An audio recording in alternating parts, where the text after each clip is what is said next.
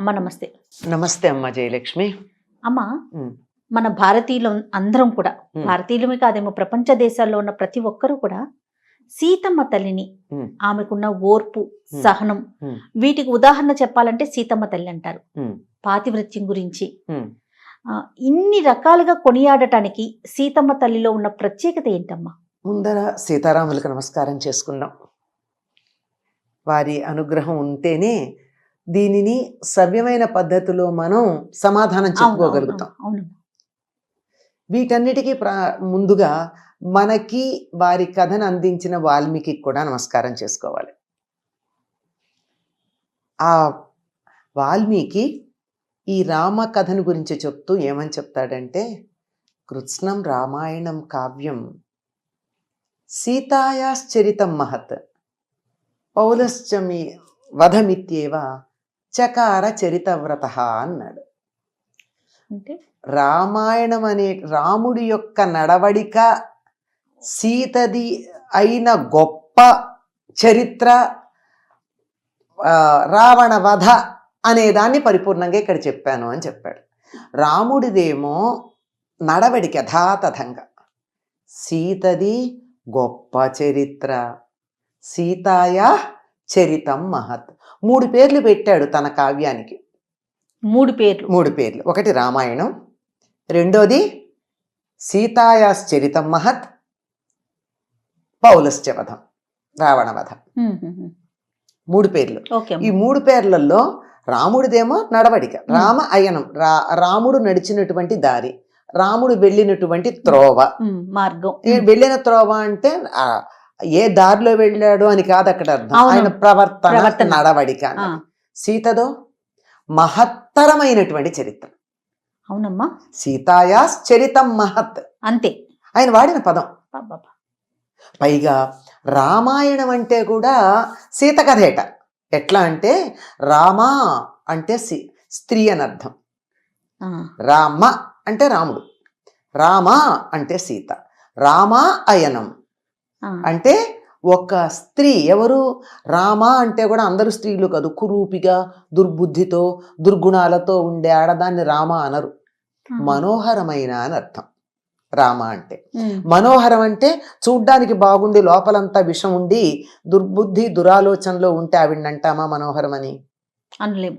కనుక మంచి ప్రవర్తన కలిగి, అందరినీ ఆకర్షించి అందరికీ సంతోషం కలిగించే అటువంటి ప్రవర్తన కలిగి, అంతటి చక్కనైన రూపం కలిగింది గనక రామ ఆవిడ.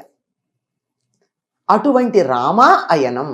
సీత ఎలా ఉన్నది, ఎలా నడిచింది, ఆవిడ ప్రవర్తన ఏమిటి?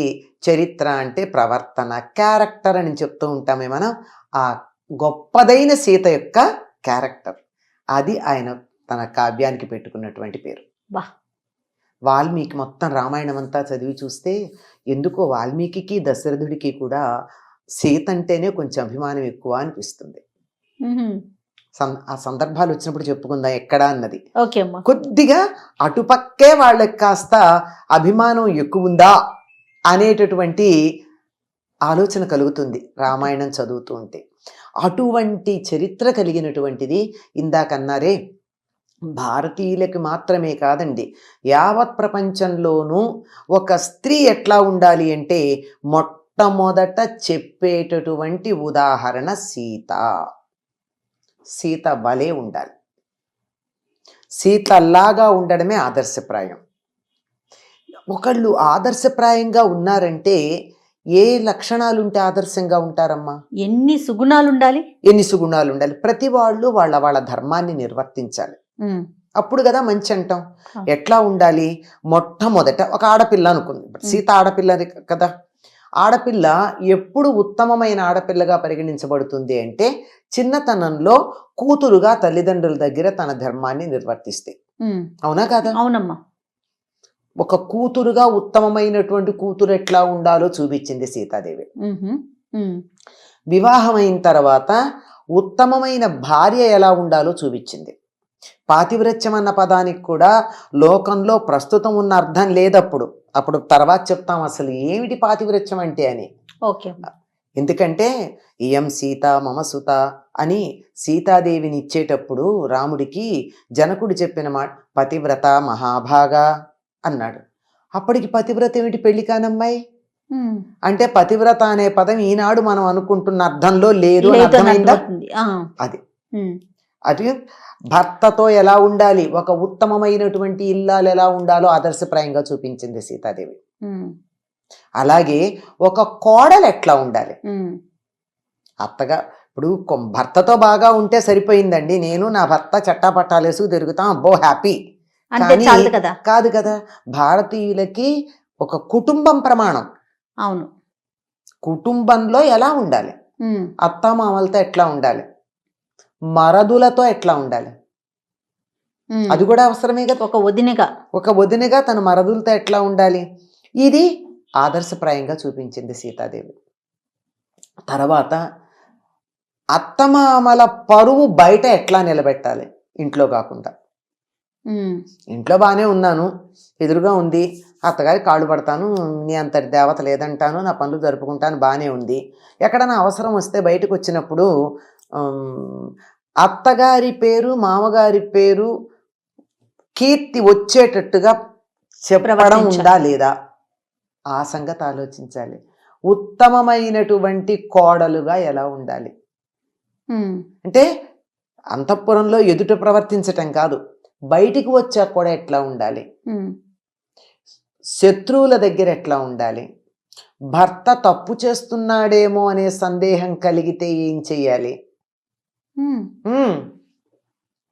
భర్త తప్పు చేస్తున్నాడేమో అని సందేహం కలిగితే తప్పు చేయనివ్వకూడదు, భర్త చేత ఎట్లా ఉండాలి, తనని కాముక దృష్టితో చూసేటటువంటి వాడితో ఎట్లా ప్రవర్తించాలి, అతిథి మర్యాదలు ఎట్లా చెయ్యాలి, పెట్టేగి భర్తని నిందిస్తూ ఉంటే ఏం చెయ్యాలి, భర్త అనుమానిస్తే ఏం చెయ్యాలి, ఇలాంటి వాటన్నింటికి కూడా సీత ఆదర్శం. సంపూర్ణ జీవితం వీటన్నింటికీ కూడా ఆదర్శంగా ఉంది గనకే సీతాయాశ్చరితం మహత్ అని వాల్మీకి మహర్షి ఆ సీతాదేవి గురించి చెప్పాడండి. దీన్ని మనం మామూలుగా తెలుగులో చెప్పుకోవాలంటే రాముడి చరిత్ర రామాయణం అయితే, సీత దృష్టితో మొత్తం ఆ కథ అంతా చెప్పుకుంటే అది సీతాయణం. వా ఎంత బాగుందమ్మా.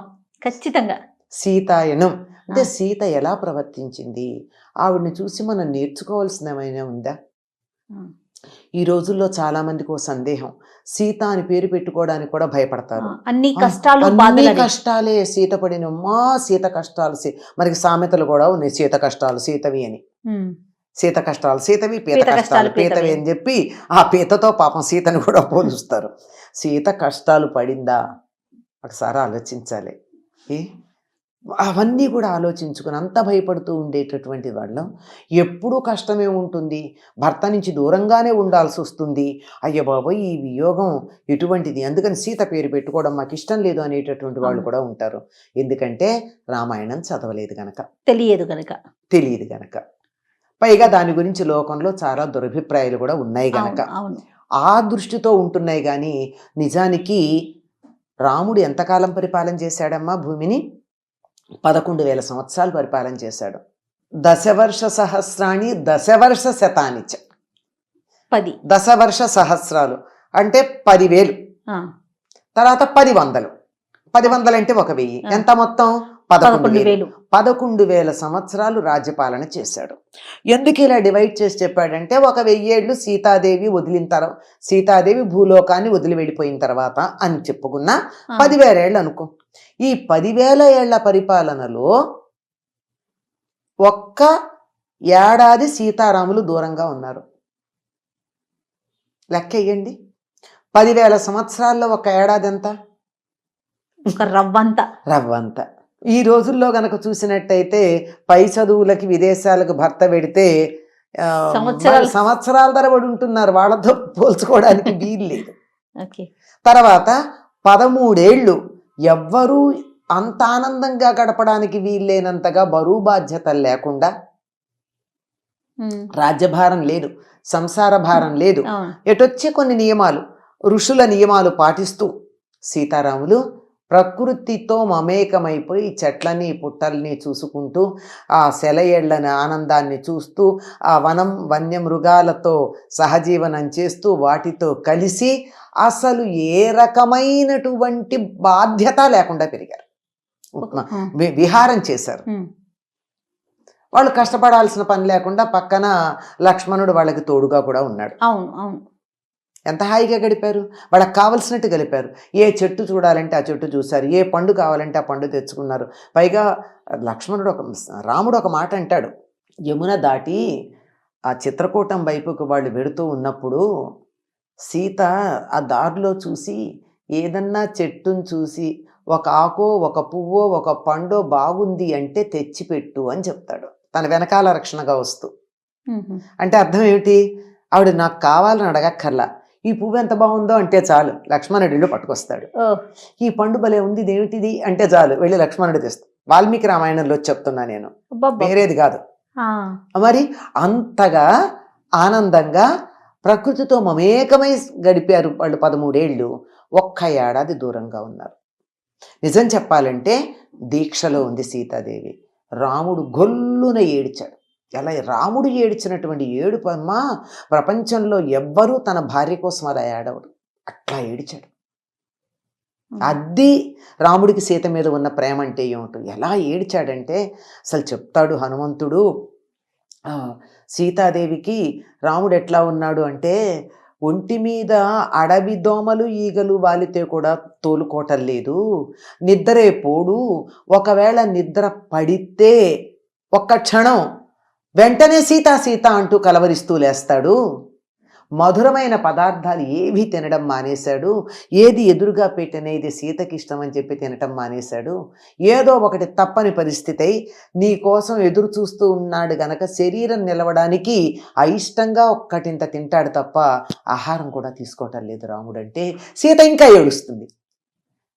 నేను రాముడికి దూరం అయ్యానని బాధపడుతున్నాను, దానికి మించి రాముడు బాధపడుతున్నాడంటే నాకు ఇంకా ఎక్కువ బాధగా ఉందంటుంది.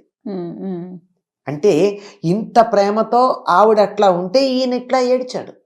ఆవిడ అక్కడ చాలా దీక్షగానే సమయాన్ని గడిపింది, కష్టపడింది కాదను, కానీ ఇటువంటి ప్రేమను అనుభవించిన తర్వాత ఒక్క ఏడాది దూరంగా ఉంటే మాత్రం ఏమిటమ్మా ఈ ప్రేమతో?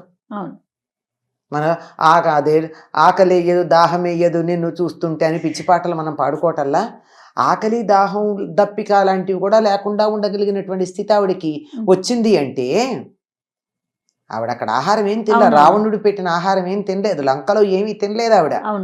ఇంద్రుడు ఏదో పరమాన్నం లాంటివి తెచ్చిస్తా తీసుకుంది, ఇంకా ఆకలి లేదు ఆవిడకి. సో ఖచ్చితంగా సీతాయనంలోకి వెళ్ళాలమ్మా. ఒక్కొక్క ఘట్టం ఒక్కొక్క అంశం ఆవిడ ప్రతి అడుగు గురించి అందరం తెలుసుకోవాలమ్మా. ఇంత అందువల్ల సీత పేరు పెట్టుకోవడానికి ఎవరు బాధపడాల్సిన పని లేదు అని చెప్తున్నా. తప్పకుండా అమ్మా, తప్పకుండా.